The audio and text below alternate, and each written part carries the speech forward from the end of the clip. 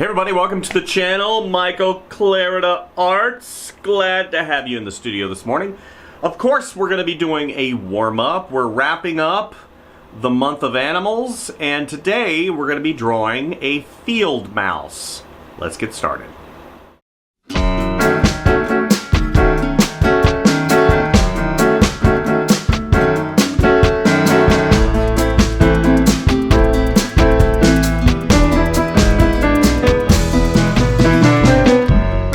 And here we are once again at the standing drawing desk. Very happy to have you guys with me today.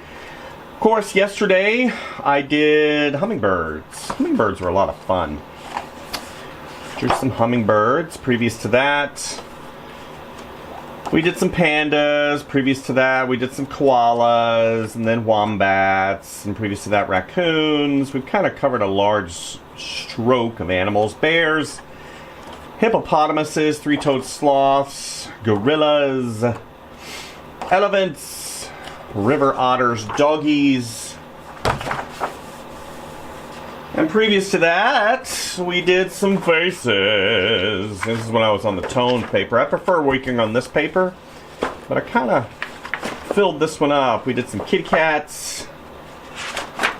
As you can see, kind of changed things up from the red over to the blue. Then we went to apes, chimpanzees. I think I was only doing 2 drawings back then. Orangutan. I think this is orangutan. Orangutan. I think I did orangutans. Squirrelios, squirrels. Really had fun doing these. Squirrels are a lot of fun. Very dynamic. And then this is some of my favorite drawings right here. Rhinos. Baby rhino. Then we went on to capybara. Capybara, capybara, capybara. Then the doggies. And then, oh no, I ran out. And then I segued over to this sketchbook right here. This one made by Illo. I-L-L-O.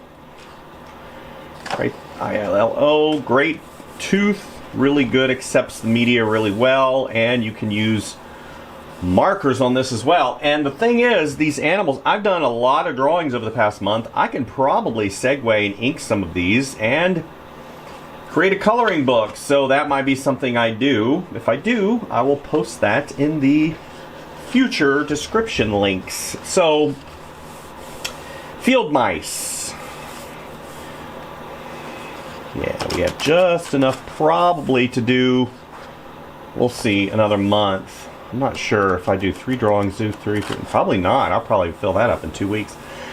Field mice. So, why did I choose field mice? I have to basically kind of pick and choose. Let's go ahead and switch the lighting here so you guys can see a little bit better. I have to pick and choose what animals that I draw because I have to be able to get them done in a length of time that is conducive to my work day, because I do this before I go to work. And even though I do work out of my home studio, I still have to go to work. So I have to think, okay, what's an animal that's got that I can define in simple shapes, that I can do it pretty easily and not have to spend a lot of time. And I'm kind of focusing on those animals that don't have patterns. That's why you have not seen a tiger or a zebra,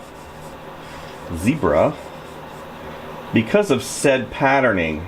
And that's something that I endeavor, because I've done tigers, I've done lions. And you're asking, why not a lion?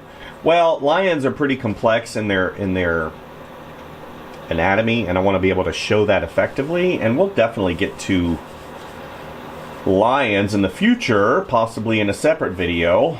But for me, and this whole process, and showing you guys how I do stuff like this, I think that keeping things a little bit simple is probably better for you and for me. I have drawn a lot of animals in my day, and when I have the proper time to do said animals, then I can make lots of mistakes and learn a lot more.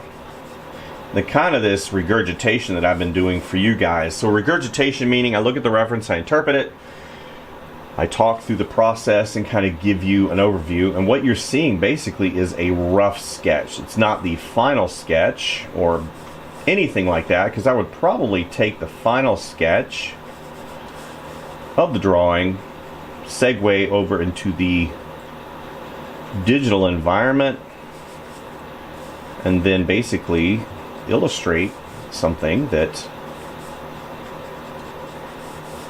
I think would tell a story. These kind of tell stories, but not so much. These are, again, exercises in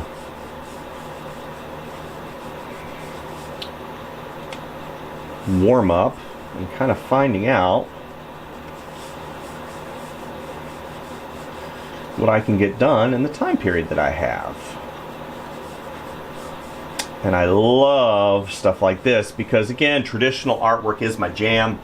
I love doing traditional sketches because I work so much in the digital environment just for business purposes. And you're like, you can still work in the traditional realm, can't you? Yes, I can, but it's more steps. And with the digital, I can undo. I have multiple layers. I can change color. And in the traditional sense, it's a lot harder to do that because you're working with actual stuff. And I'm not saying that digital is not actual stuff. It's digital. It's ones and zeros. And you can manipulate, and you can copy and layer and paste, and just so many things you can do in digital. We will get to digital illustration in my tutorial series that I'm currently developing for you guys, and teaching you the ins and outs and ups and downs of programs and what it takes really to learn digital illustration. There's a lot of people that are on the fence about digital illustration because they think it's kind of cheating. I'm going to stick with all my pencils and pens. And I was that way too, trust me. I did not want to learn anything to do with digital illustration because I wanted to be an animator. Of course, shame on me for looking at the state of artwork and not realizing how powerful these digital tools can be. And actually, at the end of the day, I've spent most of my career as a digital artist, even though I am at heart a traditionalist. Because I love feeling the paper. I love feeling the supplies. I love smelling paint. It's in me. And it's been that way for a long time. I was a mural artist for a very short time, like 4 years, where I did murals, and I had the opportunity to paint. And that, to me, is the ultimate expression of kind of that traditional, because it combines a lot of disciplines from drawing with pencils or other media like that, and then you go to a different medium, which is paint. And I was an acrylic painter when I did murals, and I loved it. I love doing murals. It's one of my favorite things ever. You can make a good living, but it's hard on your body if you're older, like I am. It's just hard. You just gotta really up and down the ladders and so on and so forth. And yeah, I just was like, digital illustration can pay the bills too, and I don't have to be on site climbing up and down ladders 300 to 400 times, 500 times, 600 times a day. And it was hard. And even though I loved it, I kind of had to pick and choose my jobs with regards to murals, because some of them were very remote. I was doing these really detailed airbrush murals for Florida Hospital at some of their Centricare installs in Central Florida and Kissimmee and some of those places. So if you ever venture into a Centricare in Central Florida, Kissimmee, surrounding areas, Palm Coast, some of those areas, and you go in, you're like, huh, that's a very cool looking mural in the kids area. Well, guess what?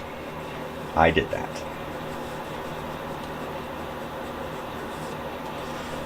So, you're welcome. Lake City. I think I did some in Lake City, one in Lake City too. I think total I did about 15. I did some in Tampa. Very great opportunity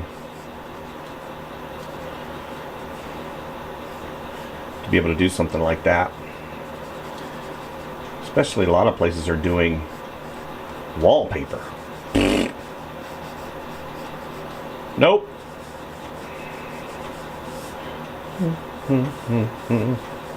Field mice. Again, why did I choose field mice? Because I can break things down into simple shapes. Again, we have the circle going into the bean shape, and then I kind of build upon that.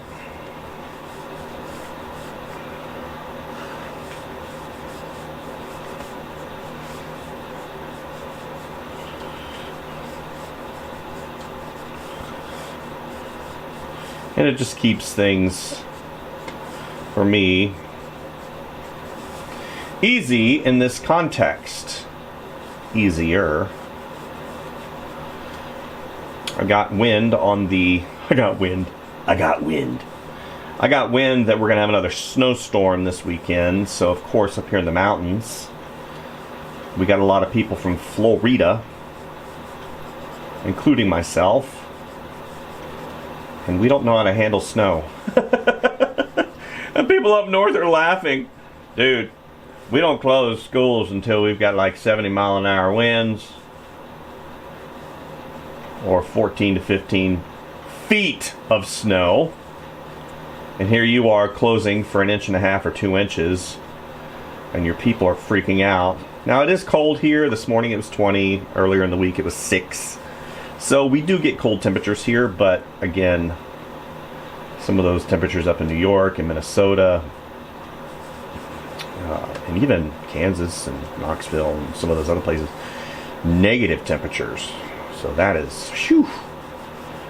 The only time I felt negative temperatures is when I was in the freezer at the grocery store that I used to work at back in the day when I was a manual laborer. So, this whole animal thing that I've been doing is kind of a reflection on my interests. I love animals, obviously. I like drawing them, and I think it's important that we as artists find those things that speak to us. Some people, anime speaks to them. You like anime? That's fine.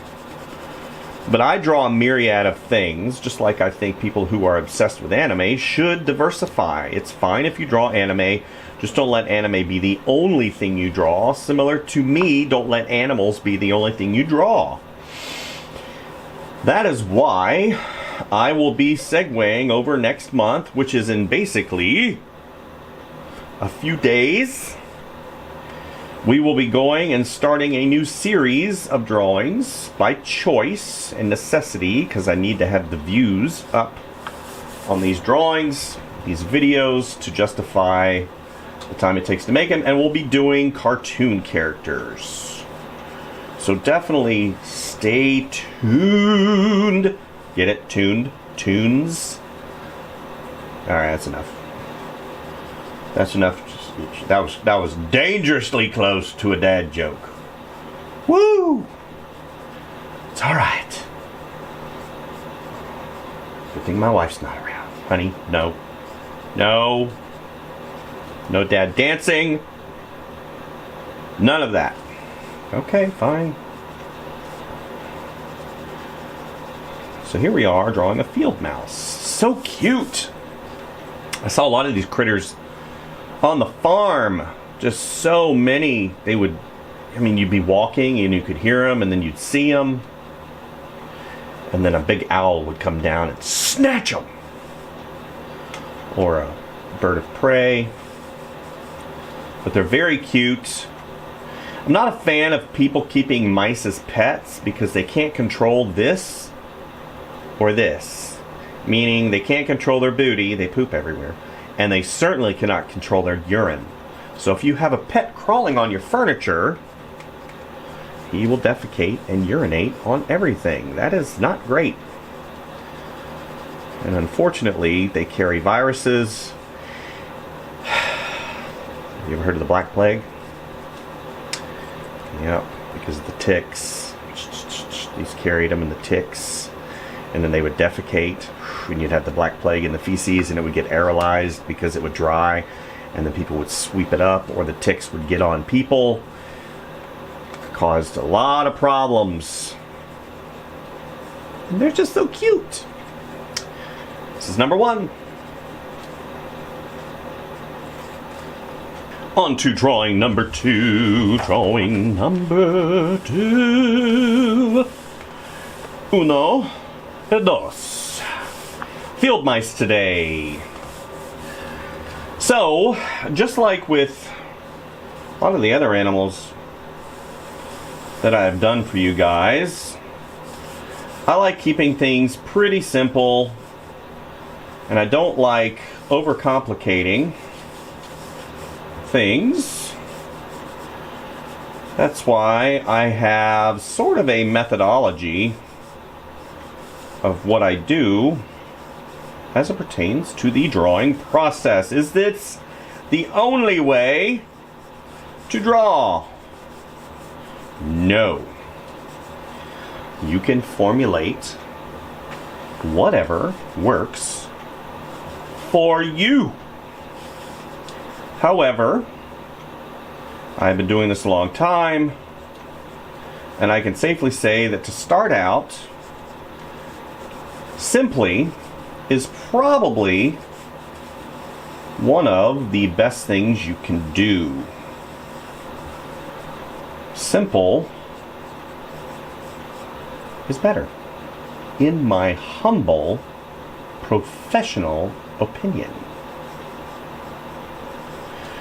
Just like in my parenting skills, simple is somewhat better. I am a dad of 2 kids. Very blessed to have 2 children. My wife and I endeavored to bring life into this world and have children and be present for those humans. And I have a very black and white parenting style. And sometimes it doesn't work. I'm going to tell you right now, sometimes it doesn't work. In today's day and age, maybe back 100 years ago, the black and white parenting style works. But nowadays, you have to really understand what you're saying has an effect, and you just can't say this is the law and I'm going to drop the hammer, because the world is different than it was. Even whenever I grew up, my dad, who by the way is in the last stages of his life, I'm seeing that now. He's 91. He will be probably leaving us sooner than later because of that age, not because of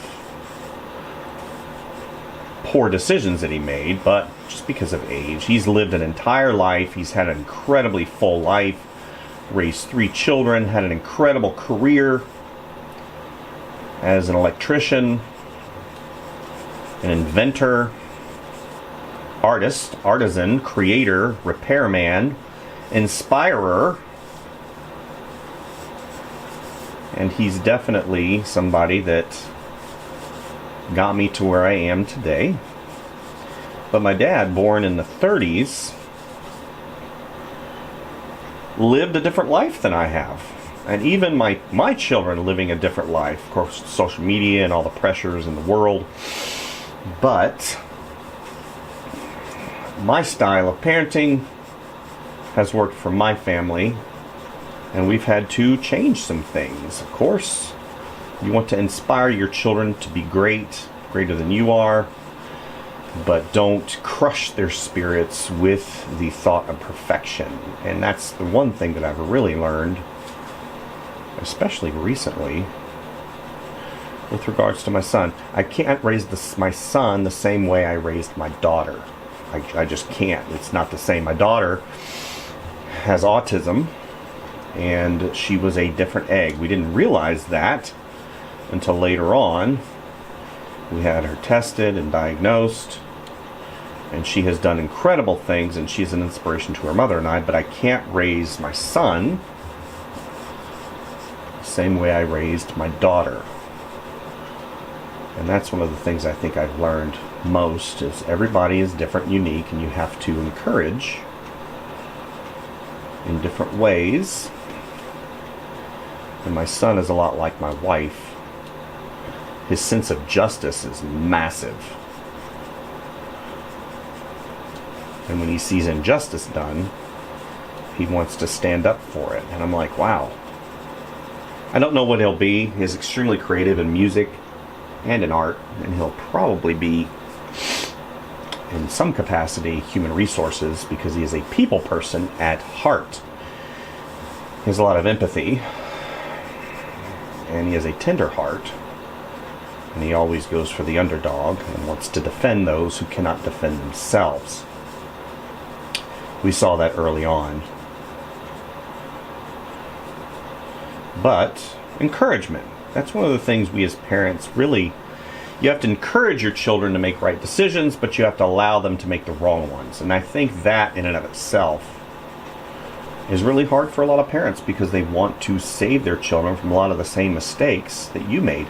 But the thing is, you are a product of your mistakes, and some of those mistakes shaped you, and you need to allow your children to make the same mistakes. You can warn them,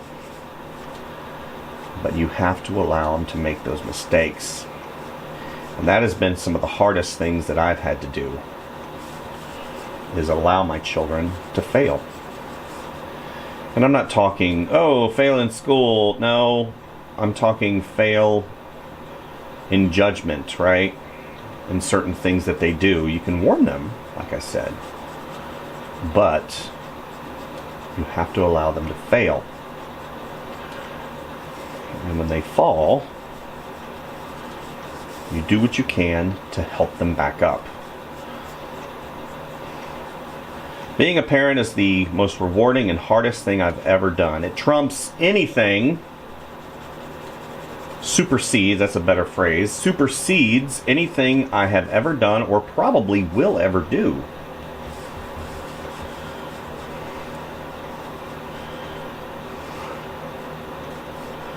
I am in awe sometimes of the things that my children do, and encourage them continually to explore and be the best human they can.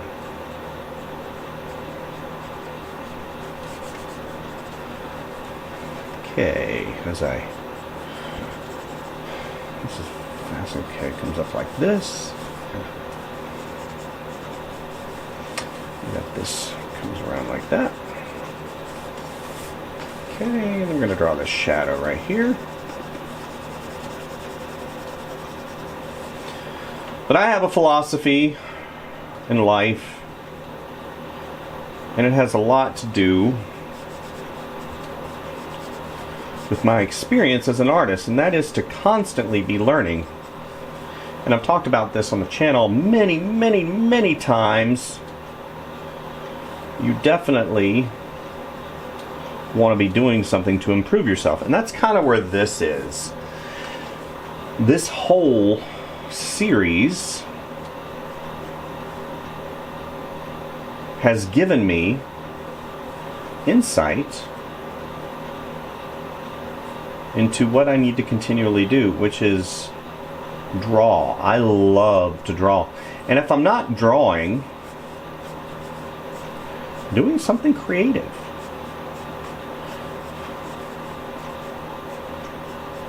People ask me all the time, do you play video games? And my gut response is typically no. I don't play like the MMORPGs or anything like that, or online stuff like that. I don't do any of that. I might play an occasional game of... Let me get this right here. People are on their edge. What do you play? Donkey Kong Country, baby. I play it on the Wii Switch Lite. And I do it in between jobs. Spend 5 minutes. Play some Donkey Kong Country. It's hard. Donkey Kong Country is hard. It's a side scroller, and that's kind of where my jam lies. I like side scrollers. Have I played other games? Yeah. Have I played some MMORPG? Yeah, I played some of those. But my time is not something I take lightly, and I definitely limit any gameplay to no longer than 5 minutes per session. And when you add that time up every single day, you're at like an hour and a half, aren't you? No, I'm more like at 20 minutes. I typically don't play it more than four times a day in between the jobs. I just need things to clear my brain, and so I'll play Donkey Kong Country. It's a fun game. Hard. I'm a puzzle solver. I would really like to find something that has to do with puzzles. But every single time I go look on the App Store, because I have an iPhone, the App Store, they want to charge you a weekly or monthly subscription fee. I'm like, I don't want to do that. I want to play a game. I want to solve a puzzle occasionally, stimulate the brain.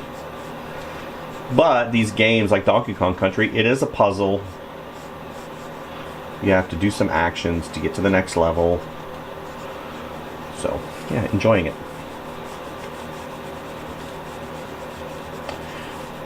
Now I'm just working in some of those fur elements. So let's go ahead. Give some of these random little sprouts things. Cast shadow underneath.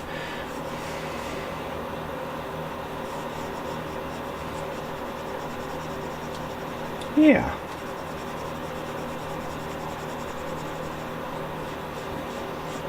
If you were with me yesterday, I think it was yesterday. The days kind of run in between. Today is Thursday, the 29th. Yesterday, I think I talked about different names from the 1970s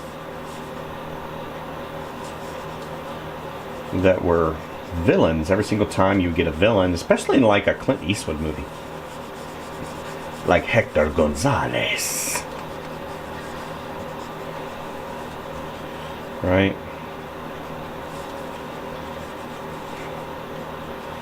I don't know what's this guy's name. His name's definitely not Hector Gonzalez. Let's get that tail, come up, go down like that.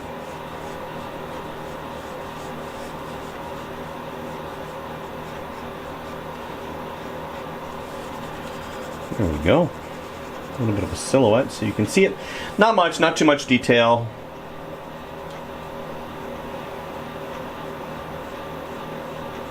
So cute. He's probably looking up going, wait a minute, was that an eagle? Was that a hawk? Was that an owl? Yeah. Alright, this is number 2. Number 2. Moving on to number 3. Number 3.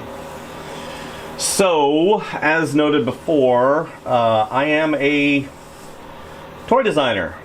I've designed toys for a myriad of clients, people, collectibles. I primarily deal in the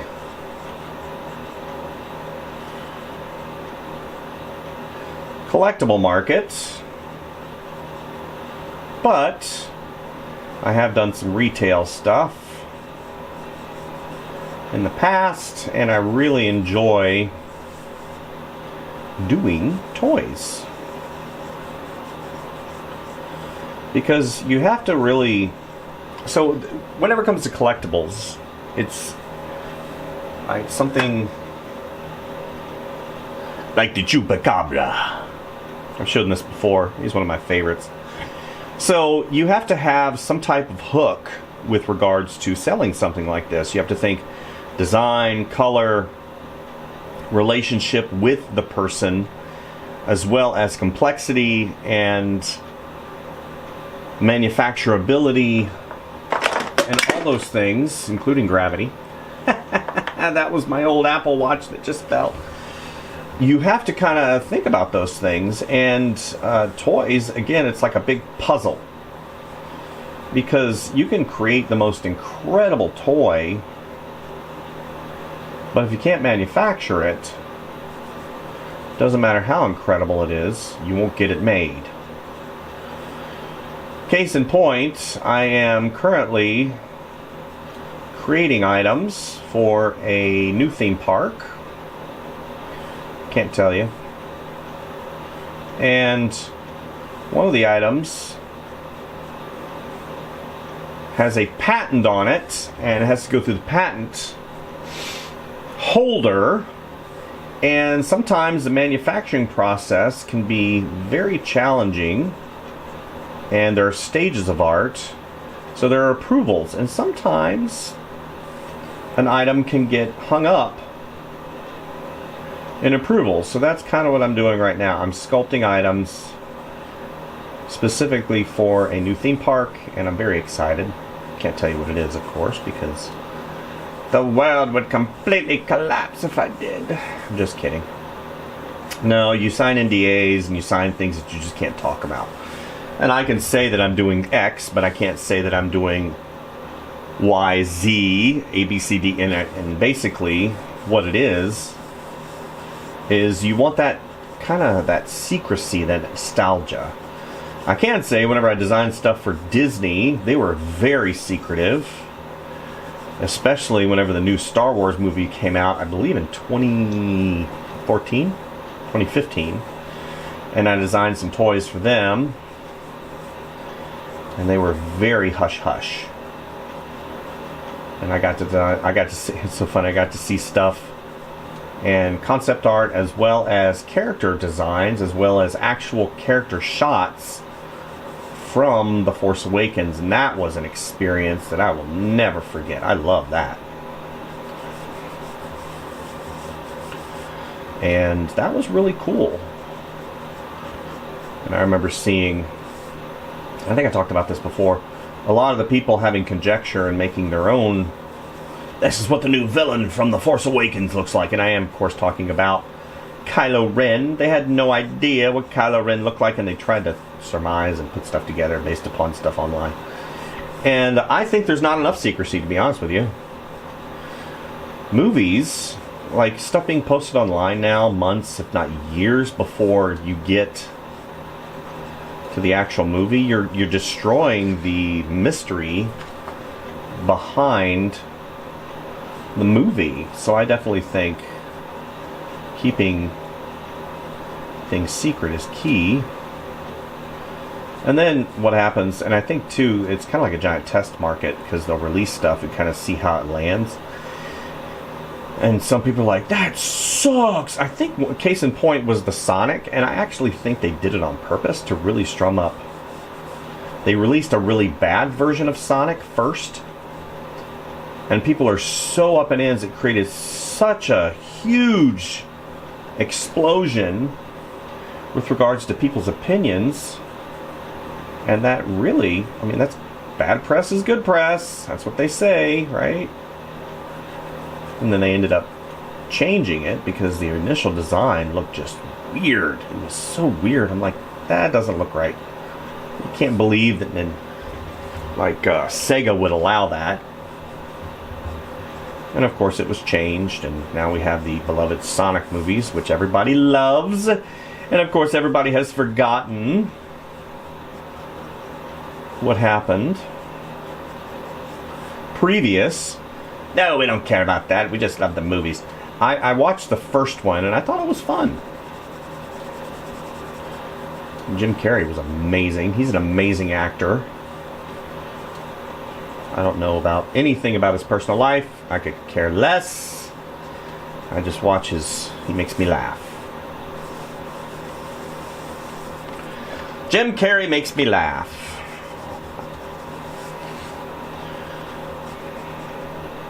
And one could argue, dude, you need to know who the people you're watching.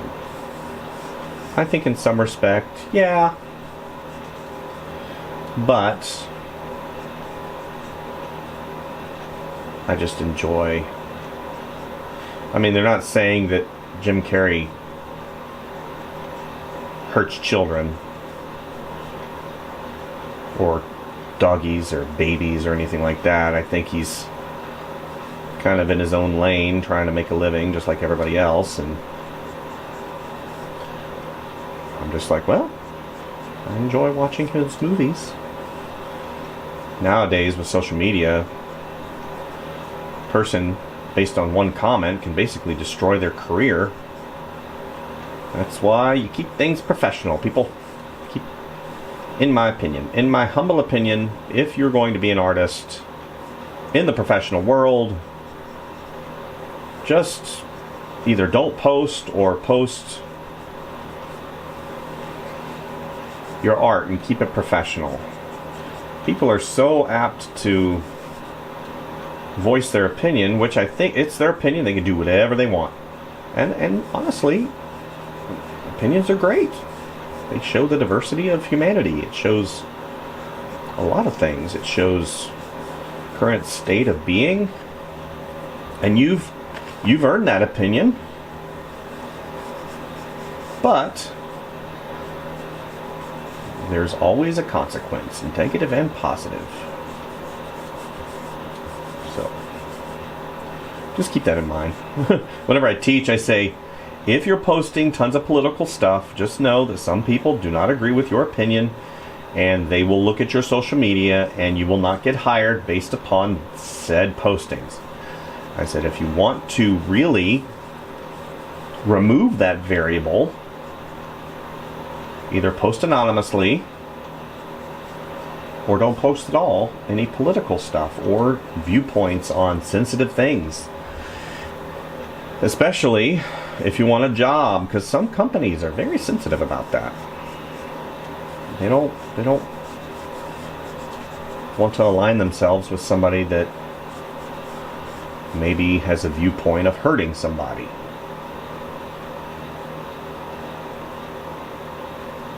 And I understand that. I understand that totally. Politics. Let's stay away from those from my channel. I don't delve into politics at all. I do follow them, but I don't delve into them on the channel because this is a drawing channel, and right now I'm struggling. This 3/4 view is challenging. Why is it challenging? Because 3/4 views, especially whenever photos are taken, a lot of times it is forced perspective. I deal with forced perspective issues all the stinking time. Artists at these big companies like Universal will actually use forced perspective in turnarounds. You cannot do that. You cannot have forced perspective in a turnaround used in 3D art. It creates such a problem. And I've talked about it many times with the powers that be at the companies I work for. Do not give me a forced perspective drawing, because the hand closer to you is going to be bigger than the hand in the distance. And whenever I'm sculpting, I'm using your reference artwork to make sure your character is correct. And therefore, what I'm creating is going to be wrong. Because depending on where you are in perspective is going to change what the figure looks like. And it's so frustrating. But just like anything else, it is a puzzle. This guy has a little bit of extra down below. And that's just something that I have to solve. It's part of the process. And with using reference and long shot cameras, these are things that I have to know. Force perspective. Perspective being that relationship of the viewer to the object. Force perspective, objects in the foreground may appear larger than objects in the background, even though in reality they are the same size, such as his head and then of course his body. His head being in the force perspective area. So then you have to basically correct what you're looking at. Alright, so we're wrapping things up here. Hopefully you're enjoying the video. Keeping things light today. Making sure that we don't delve into areas that we don't belong.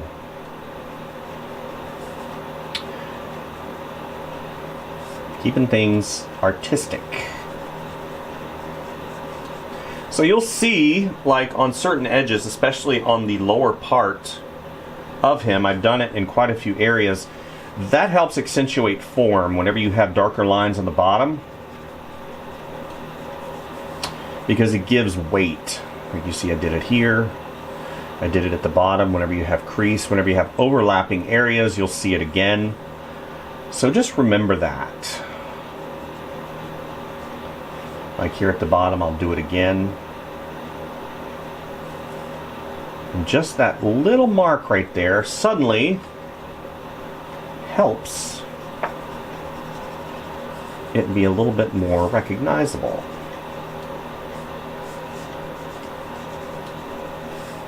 Field mice.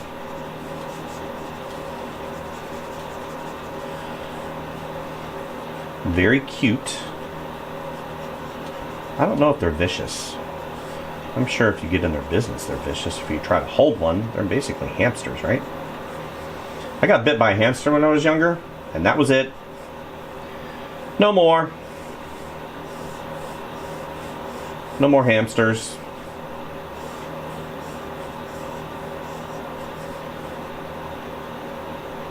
And you could argue, well, what were you doing? I was like 8. Who knows? I might have squeezed him too hard. I probably did, because 8. Go ahead and do some shadowing under here, because there's shadow. But I can safely say that I've enjoyed this drawing quite a bit.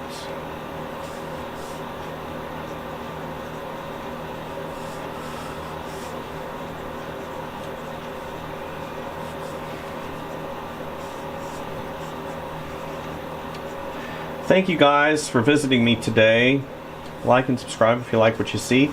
We have done a video Monday through Friday for an entire month. Traditional drawing, no reviews. For those of you who kind of poo-pooed me, said I was becoming a review channel, you were right. So hopefully we've rectified that with these drawings, and we will be doing cartoon characters over the next month. Definitely stay tuned for that. Tuned. I did it again. Stop the madness.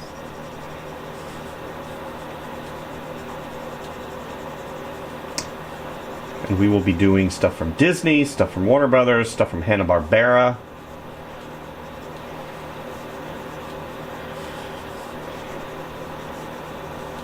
Yeah, I'm excited.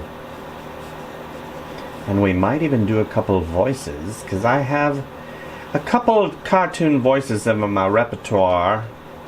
Looks like everybody's got a voice or two. Pretty much everybody can do Mickey Mouse.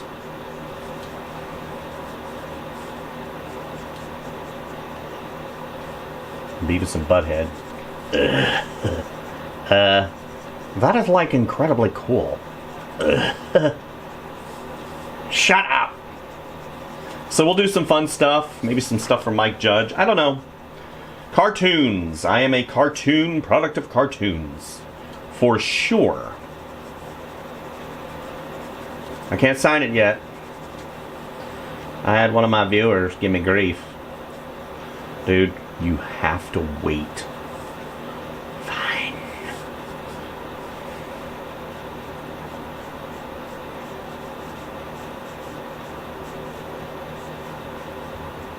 Just gotta hold something.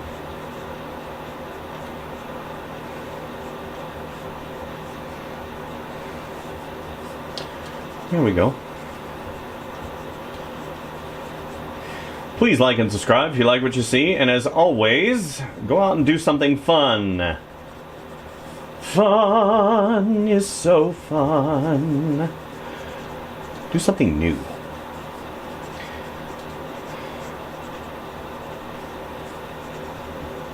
This is almost good enough to ink and put into a coloring book, son. That's what I'm saying. Where can I buy that coloring book? I don't know. We'll have to cross that bridge when we come to it. Alright guys, thank you. And we'll see you next time. Number 3. Bye.